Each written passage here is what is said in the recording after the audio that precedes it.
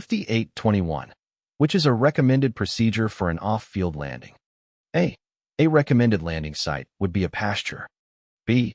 Always land into the wind, even if you have to land downhill on a sloping field. C. If the field slopes, it is usually best to land uphill, even with a tailwind.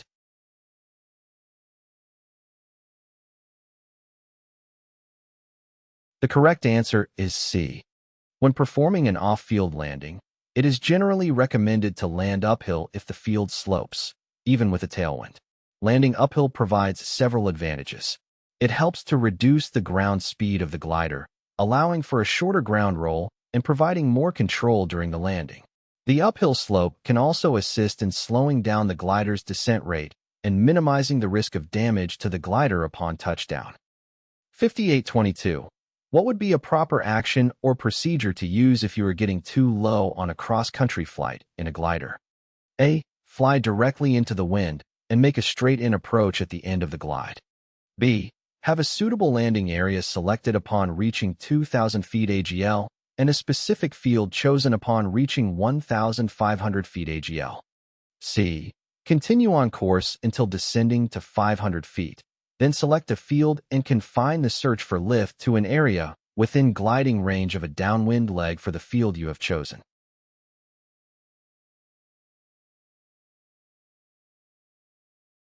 The correct answer is B. Always keep a specified field at low altitude and a suitable landing spot in sight. At 2,000 feet AGL, the options should be reduced, and at 1,500 feet AGL, a particular field should be selected. 5823. What is the proper speed to fly when passing through lift with no intention to work the lift? A. Best L/D speed. B. Maximum safe speed. C. Minimum sink speed.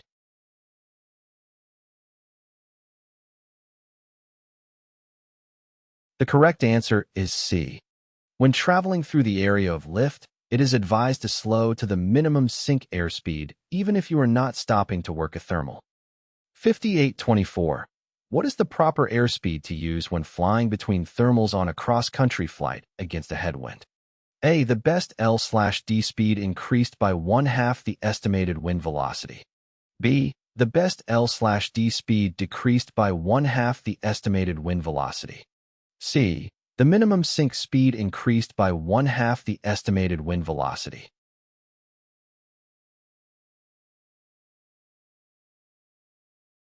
The correct answer is A.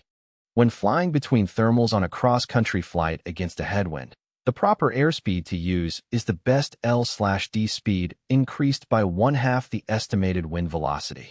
The best L/D speed is the airspeed that provides the maximum glide ratio and is typically used to achieve the greatest distance covered for a given altitude loss. By flying at the best L/D speed, the glider can minimize the sink rate and maximize the efficiency of its forward progress. When flying against a headwind, it is necessary to account for the wind's effect on the ground speed. By increasing the best L/D speed by 1/2 the estimated wind velocity, the pilot compensates for the headwind component and maintains an appropriate airspeed for the optimal glide performance.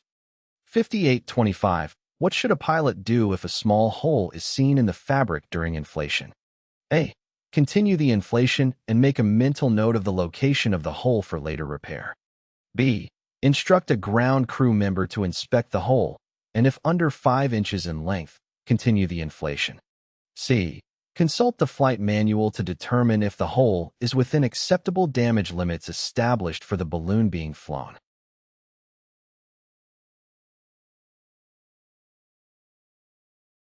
The correct answer is C.